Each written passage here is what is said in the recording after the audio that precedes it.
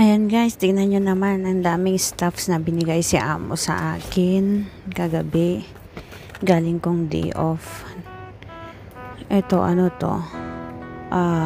Hand cream. Hand cream, and ito is, tingnan natin.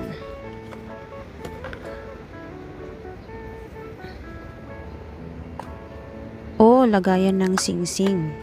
Sakto, may paglaglayan kami ng singsing namin ni Dan Kwakwak. Ayan, ito is body milk.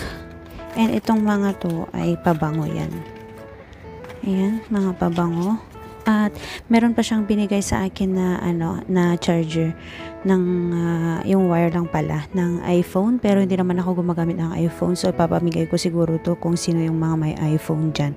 May payong din siyang binigay sa akin, and ito is conditioner from Aesop, and this one is body booster. Meron pa siyang binigay sa akin na eye mask. And ito is scented candle. Ang ganda. Ang bango. Ang bango nito guys.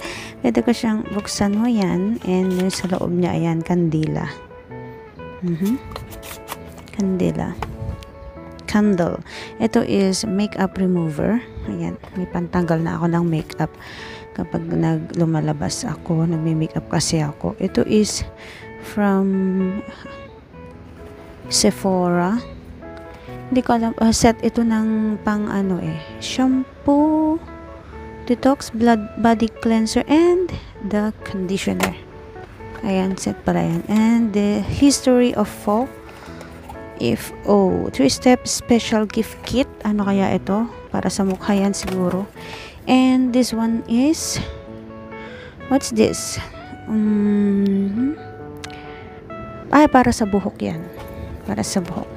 And meron pa siyang maliit na pouch. Lipstick from Chanel. And this is from Chanel also. Perfume. Ayan. Mga brushes. And this one is eye cream. How about this?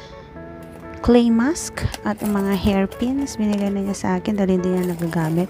Ibigay ko sa aking pamangkin.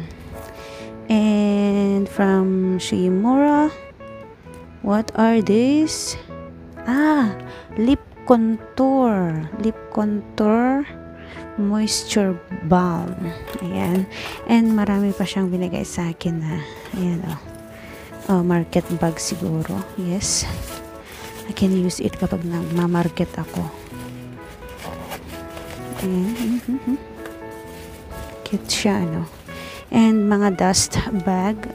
Meron pa siyang binigay na. Wow, from Herschel to makeup pouch. Ayan. Mga towel. What's this? Ay, hindi. Hindi ko alam kung ano yan.